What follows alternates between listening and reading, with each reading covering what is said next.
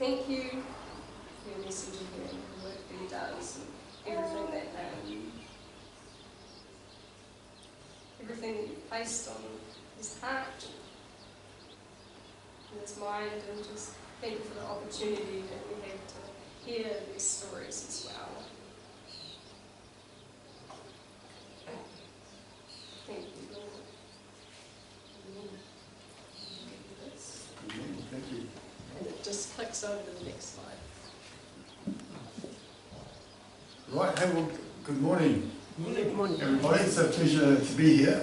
Like Nina said, we've just been asked to share a bit about our story, a bit about our journey.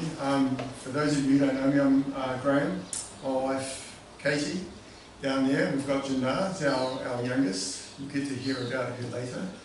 But we're staff at East West College. I'm a site manager. Katy does the catering. And yeah, we're actually we've come from Paeroa. We've been at East West about 2 years now. Paeroa Baptist is our home church, our senior church. They've been with us for a long time now. But coming to Gordington, our plan was to try and get back to Paeroa, twice a month, so that we don't, lose contact. But as life gets busy, and especially at college and all the rest, it's been getting fewer and fewer. So we've been coming to Oaks when we can't get to Paeroa, and we've really enjoyed it here. It's been great to slowly get to know a few of you and be part of it. But I thought I'd just start by sharing a little bit about our history. Now, how much time have I got, boss? Is it 30 minutes? I think it's 30 minutes. So I'm going to cover 30 years in 30 minutes. 1 year per minute. Longer? Yeah. So I just thought I'd start by introducing my family, because they're part of our journey. So that's my grandson, Matthew. He's a bit of an action man. He just turned 1, and he's awesome. So next to him is my son Sam, myself, Katy, and Carla, mother of Matthew, and then Jannah down the bottom, and my son-in-law Caleb. And we have another one on the way next month. Got a granddaughter on the way next month. So yeah, I know. I love being a grandparent. It's just the best. So that's our family. I just thought I'd quickly start off by this journey started for me in 1994. The topic today is joy, and I think for me joy is quite an important thing in my life, figuring out what joy is. And to me, like Hannah said, joy it's not a feeling, but to me joy has been in the centre of God's will and doing what God wants me to do. I think for me that's where true joy comes from.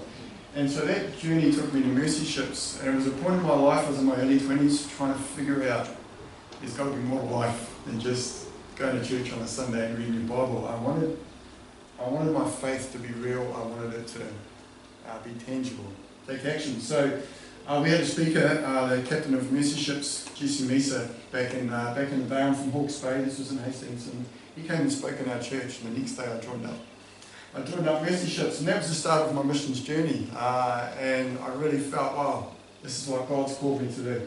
So that's just a picture of our in Indonesia, just working with school kids. And, so I was with Mercy Ships for about 3 years, and that's where I met Katy.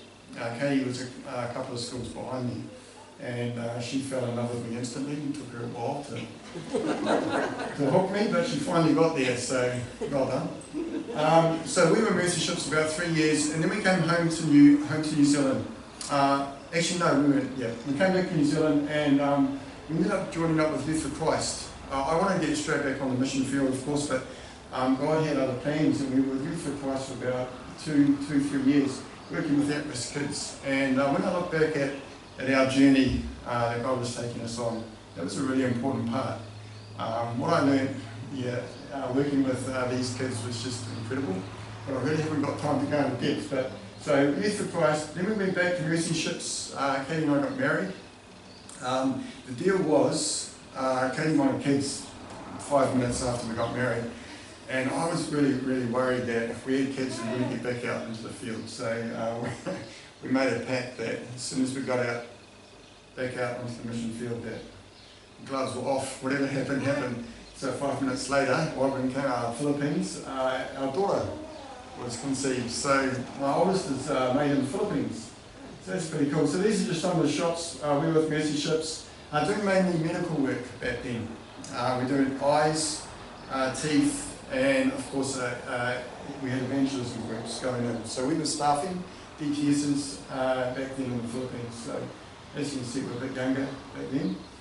After we got back from the Philippines, we had complications, so Katy, we had to come back for birth of Carla. And back in New Zealand, and we really got challenged that we really felt God's called us full-time to missions. And we really got challenged that if you want to really do well in full-time missions, you need to look at proper training. And that's how we ended up in 2002 studying at East West College. And it was life-changing, transformational. We just loved it here, and this is as a footnote, when you're doing your study, we have ministry groups, and my ministry for, I think it was 2 years, was at Oaks running the youth group. So that was, yeah, it was interesting. I won't go into details. Yeah. So we studied for 2 years at East West, and we finished East West. I think we graduated the second week of December. The first week of January, we were in Cambodia. We got offered a position in Cambodia. We worked a lot in the South Pacific and in the Philippines, but then God called us to Southeast Asia, to Cambodia. So we were with Asian Outreach, and that was 2004 to roughly the end of 2015. The type of work we were doing, we were working rurally, not in the city. Our first 8 years we were based in Phnom Penh, but we were working about 30 kilometres south of Phnom Penh on the other side of the Mekong River. And there I'm doing mainly health work and community development and a bit of education. So the organisation we're with, Asian Outreach, we set up about 4 medical centres, and because actually I probably should have given you context on Cambodia. Most of you know the history of Cambodia. About 2-3 decades of civil war, genocide. So when we got there, we first got to Cambodia in the late 90s. Very, very poor country. They've had 3 decades of civil war. Very, very poor, very, very broken. When we got back in 2004, of course you've had Khmer Rouge, the genocide from, well, the fighting started in 1970 to 1975. 75 you had the genocide, and then after that you had this terrible civil war with the Khmer Rouge against the government. Yeah. And so it was just horrific. So when we got over there, just to see every person you met with was either missing a limb or had bullet holes, or it was just, lost loved ones. Terrible, terrible situation. So that's what we got into. So that was a real eye-opener for us. So we started, some of the projects that we started up were assisting kids to school. Back then, most children didn't study past grade 6. There were no high schools or anything like that. So they had 6 years of education and then started working, and about 25% or around that, kids never went to school in the first place. So what we were doing was targeting kids that never went to school, they never had the opportunity to go to school. They were so poor they had to work.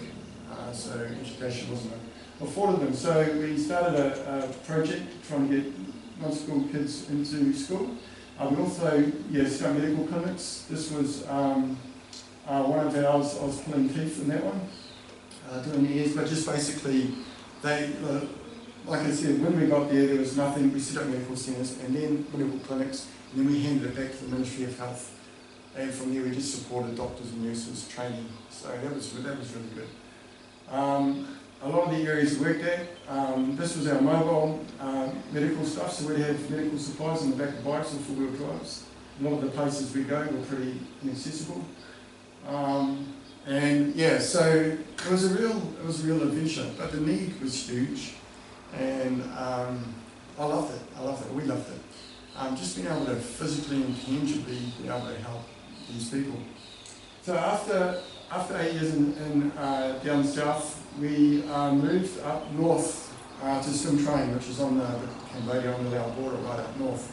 And the reason we moved up there was our country director at that stage was Cambodian, and he really felt their supervisor was calling us. There was just about no organisations. We were an NGO, non-government organisation, but there were just about no organisations working in the north. So we shot up there, we did a bit of research, hugely, and not much happening up there, so we moved our operation from the south up into the north. So Katy and I, we packed all our belongings in one small truck, and we chunked up to, it was a 12-hour drive, it was about 500 kilometres. That's how bad the roads were, about a 12-hour drive up to Swim Trying, and that's where we lived for the next 4 years, and we just absolutely loved it.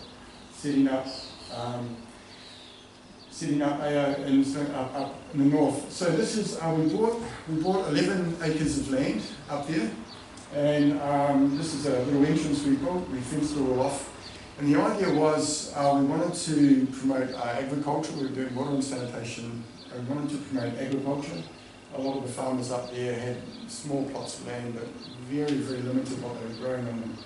So this whole land was used to develop different farming techniques that we would bring the people in and train them in different farming techniques. So this is an example.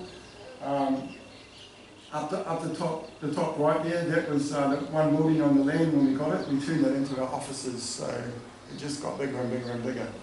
And built a big workshop because we did a lot of construction. But things, some of the projects were down the bottom. Was called odourless pig farming. This is one that we tried. So you grow, because they haven't got access to water. Pigs can be very messy and smelly, so you grow pigs on big sawdust beds. And what we were trying to do was use the natural resources they had on hand. So they grow rice. They had all the husks off the rice. So we'd make big pits, and they'd put full of rice husks, and they'd grow the pigs on that. And of course the rice husk absorbs the urine, and it doesn't smell, and then all the faeces just gets taken away and composted for the vegetable gardens. So you can get 2 cycles of a bed of rice husks to grow pigs. So just introducing all these different ideas. This is one of our biggest ones. Was remember that these a lot of the farmers we were working with, they could grow enough rice to last them 6 months of the year. So the second 6 months of the year, they had to labour themselves out, and it was a real struggle. So what we did was we introduced this where from the rice, again, byproduct of rice is the straw. And they were just burning it. So what we do is we keep it and we bundle it up into walls like that, and you just put mushroom spores in between the walls, and you cover it up either with tarpaulins or with more straw. After 2 weeks, 3 weeks, the mushrooms are popping out the side. And we had farmers making more out of their mushrooms than they were out of their rice. That was a byproduct from the main crop. So it was just, that was the sort of things that we were doing. Also water and sanitation. This was probably one of our biggest projects, was latrines. Most villages didn't have latrines. Sanitation was a bit of a priority. So introducing latrines, wells, we dropped a lot of wells, and water filters, biosand water filters. And of course, one of the things, as soon as we moved up north, because there was so much need, at that stage there was a lot of donor fatigue going around. And once we moved up there, we had Samaritans Purse, Tear Farm, organisations like this jumping all over us because we were working in areas that nobody else was. So all of a sudden we just had these resources to really grow these projects, which was good. So a lot of it was in the community development. It was working with the community. Again, we didn't tell them what they needed. We worked with them. We asked them, what do you need? How can we support you? How can we come alongside you? And this is the sort of things that we do. Are you interested? And they would do all the work. So if the community wanted wells, latrines or water filters, or even the agricultural projects, they would have to come in and work, go through the training. They would have to build everything themselves, do all the work themselves, and make a small financial contribution. And that way they took ownership. So a lot of places and a lot of projects in countries like this don't work because you give them everything and walk away. So we found this worked really well. So again, a lot of it's relational, working with the community. Anywhere we could, our main focus was to work through the local church in the area, and they would be our main advocates for these projects. So again, this is the type of area we worked in on the right, in the provinces, and then up the top, that's our, every morning we have staff devotions, so that's just a shot of our staff. And that's just a quick look, that's our staff up north, and some very close, they're kind of like family, or they are family. And yeah, we do miss them. And then after we got back from Cambodia, we moved back to Paira for a few years. Our kids were at the first TCK camp, held our third culture kid camp, held over in East West. And through that, we every time we'd come home, we'd always speak at Missions Chapel at East West, so we always kept that relationship.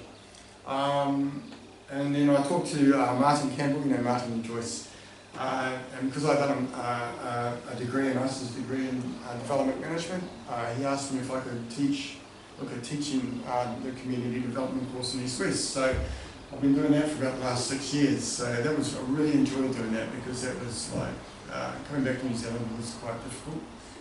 You miss life over there, so that just gave me a little bit of a taste. And then about 2 years ago, I was saying to Martin, I'm sick of working normal life, I want to get back into ministry. And he said, well, we've got a couple of vacant slots, are you guys interested? And that's how we ended up back at East West. We've been there the last 2 years. But one thing I'm going to get Katy to share now, because one of the best things that happened to us in our time away was we brought back a souvenir. And Katy's going to share her story with you. And then I'll close up with a message. Thanks.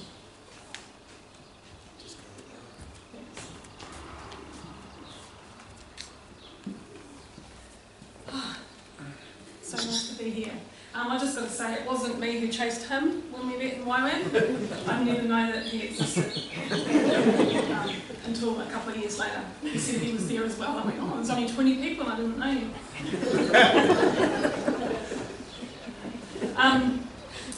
Jinder, born 11th of May 2006, somewhere in Phnom Penh, Cambodia.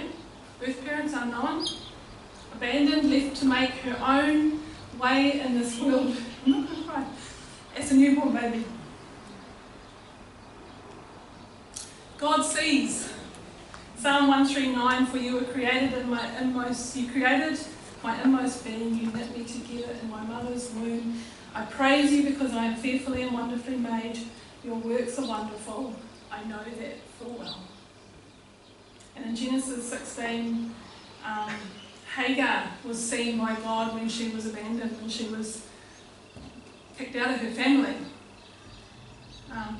Jinder lived in a community, very poor area of the city, with a family that was not her own.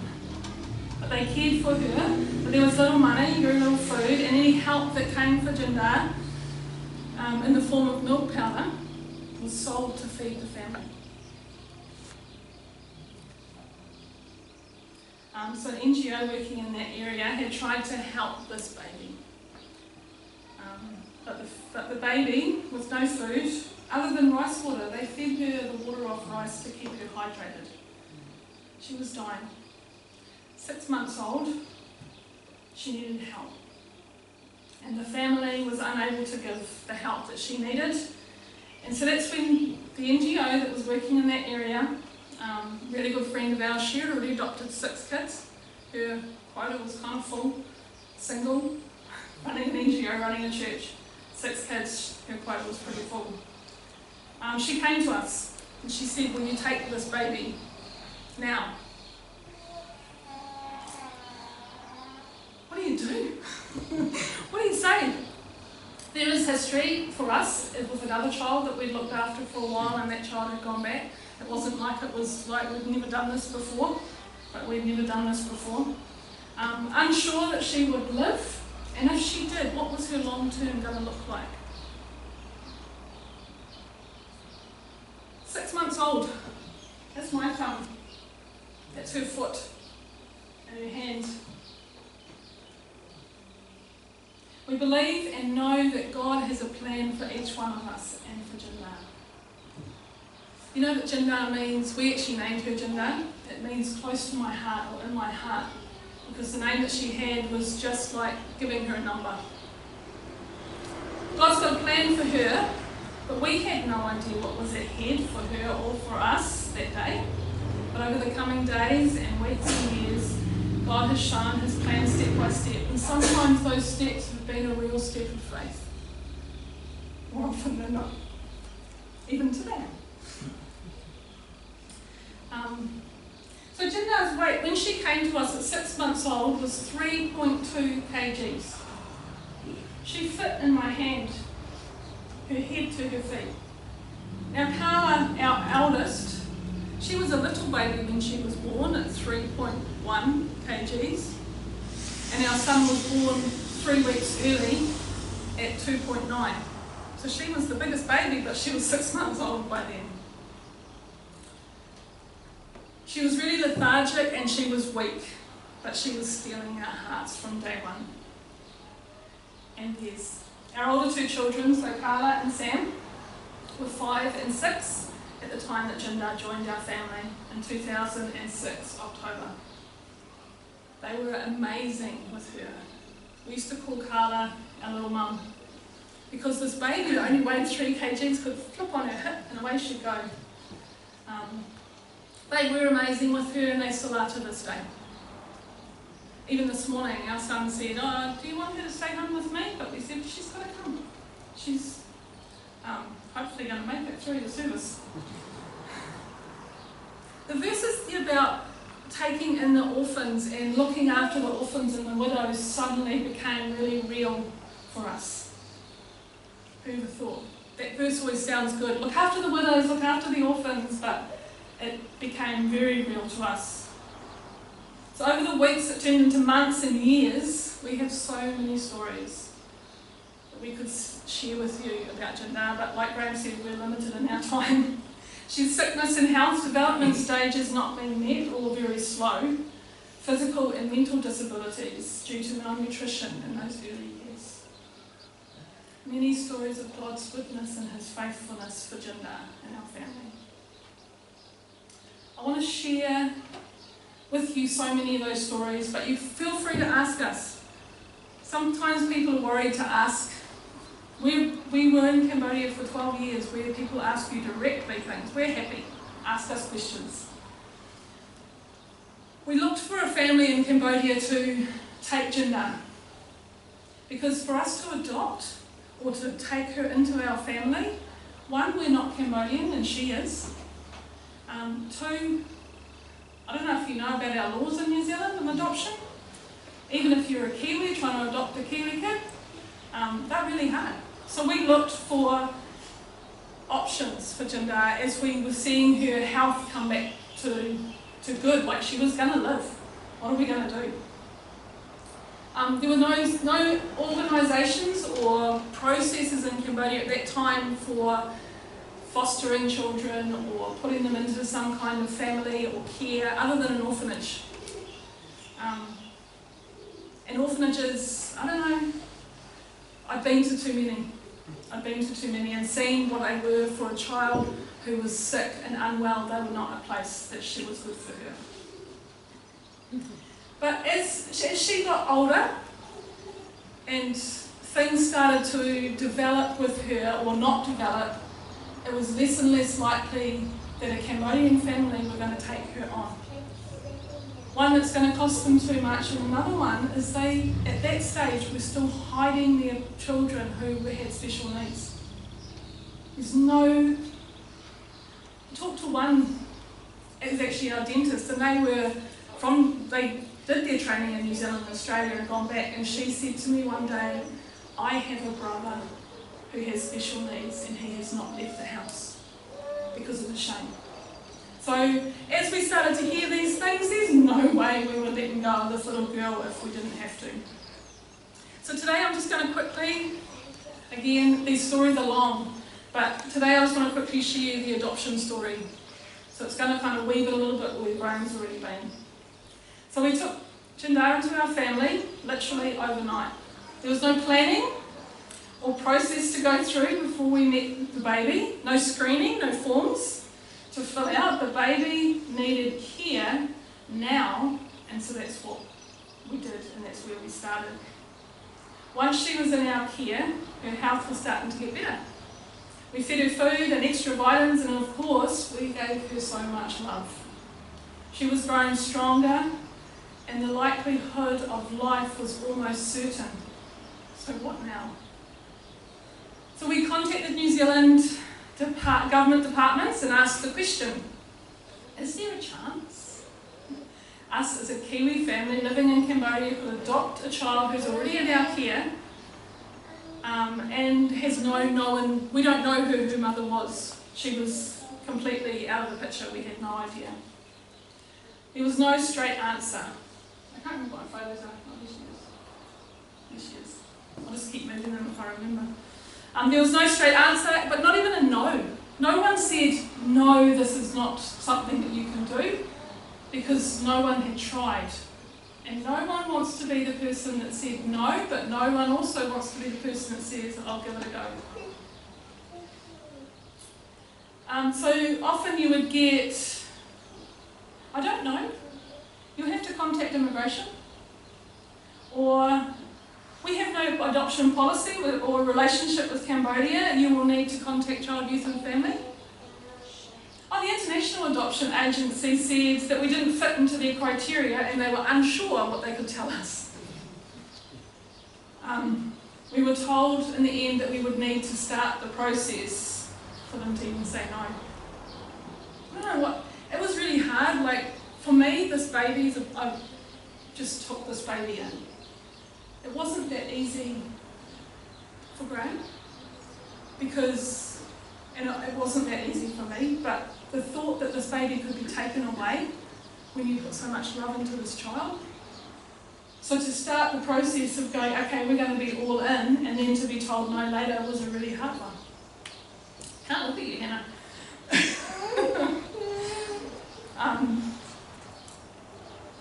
So we were told to start the process, and there was no way that we really would know anything from there. So there were a few things under the Cambodian law that we had to do. So we registered her. She wasn't even registered. We got her a birth certificate, which we took about 6 times to get it, because at one stage they said I was the mother, and I was of Cambodian descent. I mean, New Zealand's going to see that. They know me, right? So finally we got her birth certificate. We registered her in an orphanage, but she never lived there because they would never take someone like her of her disabilities, and there was no way I was giving her into the orphanage. But we found later on that that was a definite positive for us under New Zealand. So once we got through this, we got her guardianship. So under the Cambodian law, we are now her guardians. And with that came a visa from New Zealand to come visit for 2 months, because she belonged to the state. So she was able to come with us. So in 2009, so she's now 3.5, she was able to come to New Zealand for the first time. So we were hopeful. We got a visa really quickly and easily, but there was still more years to come. We were still not getting a straight answer from anyone, but we were told that we should now start the Cambodian adoption to then apply for New Zealand. So we tried that next. We found a law firm in Phnom Penh and found that there was a New Zealander working there. So she trained in New Zealand and she was in Cambodia. So she knew the Cambodian law and she knew the New Zealand law. Wow, God's got some plans in place. So she and the firm worked really hard with us, and we got her adoption through in Cambodia in July 2011. She was now ours, but still not able to travel because she's still on a Cambodian passport. She's still a Cambodian. The process was not cheap. You know, it's really cheap to live in Cambodia, but don't go near the lawyers, don't go near the courts. But God provided it time and time again. And after we finished the Cambodian side and it's all through, the lawyers sent their final bill. I didn't know it was going to be that much. And at this stage, I mean, so many things are happening, but at this stage, I'm just going to change pictures because we're moving on. At that stage, Grahame and the kids, the older two kids, were in New Zealand because his niece had actually passed away suddenly. And I'm left in Cambodia with Jinder, which happened way too often, that one of us was not able to travel. We aren't able to travel as a family. The bill that came in was $2,000 US. Money that we definitely didn't have. We'd just paid for the family to fly back to New Zealand for Jesse's funeral and to be with Graham's family. The only option was to ask God. So we were staying with friends, and I sat down with my friend that morning and we prayed, and then we went out on our normal day. And as we went out and we went to the school where I was working at the time, and another friend, a really good friend, her and her husband worked with Samaritans First, she came to me and she said, "Oh, Katy, I've been meaning to tell you and Grahame, but Jason and I have put some money aside ages ago for you guys, for your process with your adoption. Let me know when you need it." And I'm like, "Oh, sweet." Thinking, great, $500 maybe. Oh, by the way, it's $2,000 US. God's timing. If they'd given us that money a week before, we would have spent it on flights. You know, God's timing is so much better than ours. Oh my gosh. These are really good friends of ours that have just walked in. Studied with us at Express College.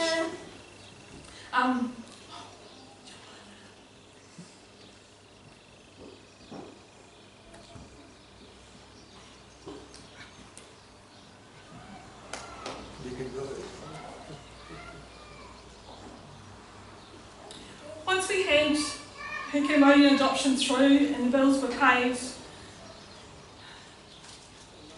we had to apply for a visa for New Zealand again. So with her now adoption papers, with her now a Cambodian passport, they wanted a medical certificate or a medical check. We got stuck again. Jinder is now showing disabilities. She was being treated for epilepsy at the time. She's not meeting her normal developmental stages. This process took months. Back and forth with immigration, family in 2 countries, and after a couple of months, Grahame came back to Cambodia and I came back to New Zealand. We were hoping that we'd be here for a year sabbatical, that our kids were in the Pyro Christian School, hopefully for a year. But in December 2011, Carl and Sam and I packed up our bags and went back to Cambodia. No answer from immigration still. But we needed to be back together as a family. We weren't going to be living in these separate countries again. Wondering if we would be in Cambodia the rest of our lives. In January 2012, so 6 months of waiting on a visa application, we were declined because of her health.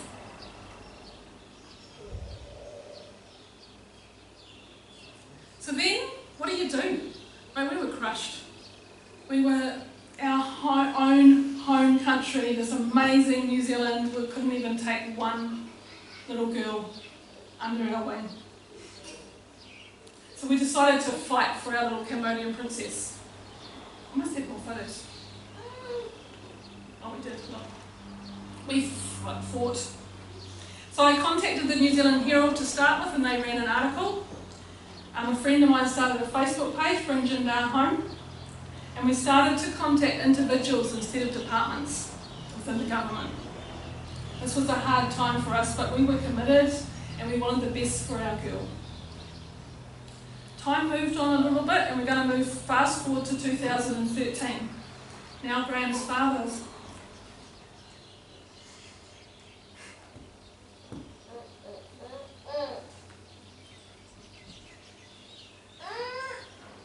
So now Graham's father's died, and we were restricted again. No. So Grahame and Carla and Sam flew back to New Zealand to be with family. And New Zealand and Jinder and I are waiting in Cambodia for a visa. Oh no. Exactly. But this time Grahame face to face with these people. So he was door knocking to MPs, both in the Waikato, in the Bay of Plenty, and in Hawke's Bay, which is where he's from. Finally, after a lot of time, we got a chance with Nikki Kane. And Nikki Kane's just passed away this year. She is a major part of our lives, whether she knows it or not. She was with immigration at the time, and she granted Jinder not just a month-long visa, but we were asking for. She gave her 9 months. It's like a pregnancy. I was able to fly home with Jinder in time for my parents' birthdays. So the 2nd of July I arrived in New Zealand. Mum's birthday is the 3rd of July and Dad's the 17th, and it was his 70th, where we had my whole family together for the first time in 10 years, and Jinder was there. So the next 9 months was the exact amount of time needed in the New Zealand courts to get her adoption through. And remember I said before that we had registered her in an orphanage? That was one of the things that gave us this chance for Jinder to be adopted in New Zealand. God knows. God knows the things that we're going through, the hoops we have to jump through to get to where we need to get through to get what His will is, His plan is. We also sold our house in Hastings before we went overseas. When we were at East West College, there were some things happening and we sold our house. And we've kicked ourselves for a long time for selling that house at the price that we sold it at before the prices went up. But you know, God knows. And when we were going through the New Zealand courts, they said, do you own anything in New Zealand? And we said, no. So they said that we were habitually resident in Cambodia because we had no financial ties to New Zealand. That got us her adoption under the domestic law, not the international law. God knows. Just a side note, we've been blessed with a house since we've come back. God knows. So there's lots of stories within there of God answering prayers. When we first met the lawyer who said to us at first, I can't really invite you in, I don't think I can do this, right up till when the day we went to court with her, Grahame would ask her percentage every time, and it went from -% to 99.9% as we walked in the court doors. Jinder got her adoption the end of March 2014, and her visa ran out on the 1st of April 2014. Jinder is now 18 and a half. She's been part of our family for over 18 years. We are blessed by her and she is our joy. God had a plan. It was not, and it's still not, easy, but we are so much richer for it. We've been asked, if you knew ahead of time what you were going to go through, would you have done it? And honestly,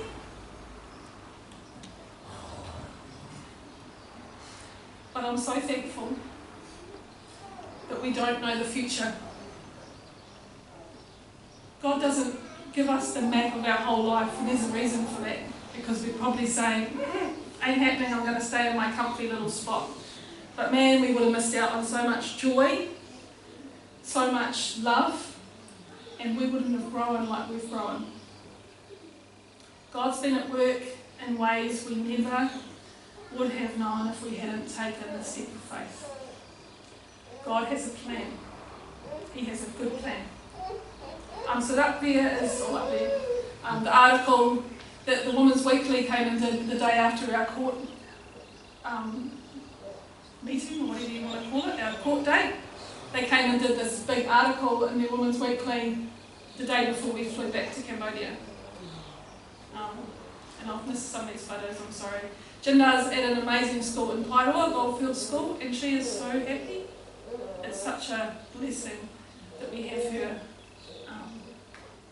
in our lives, and thankfully in your lives too. And feel free to ask us questions, because she has an amazing story, and we're so thankful for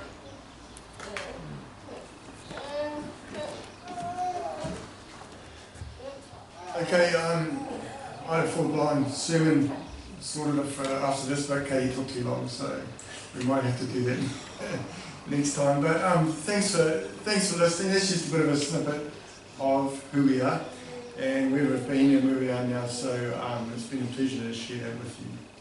But I'd just like to pray in closing. That'd be good. Lord, we thank you that you do have our lives mapped out. You do have our lives securely in your will, and it's just such a privilege to journey with you in that.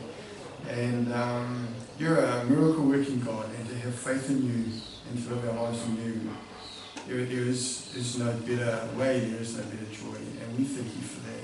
And Lord, I just pray for everyone here, Lord, that you will have your way in their lives, and you just show them clearly where you're leading them, like the way you're leading all of us. So we just commit ourselves to you in this festive season and pray that your will be done in Jesus' name.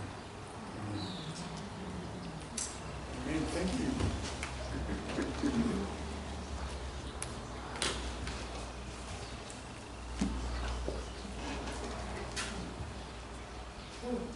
Thank you both. That was amazing, and I think and just truly incredible to hear what I think is a small part of your story. And I think even though you didn't get to your actual message, Grahame, I think there was some real pretty good messages in that. So thank you both for being able and willing to share your story, and it's definitely got its roller coaster up and downs, and I definitely was getting teary at points, which I think is why you couldn't look at me. And I'm doing it again now. But yeah, again, huge thank you. You were such a blessing when we did see you. And it's been such a blessing for me, and I'm sure for everyone else, to just really get a greater picture of your story and the amazing work that you've done. So I think I'm handing over to Gary now. All right, I will hand it on over.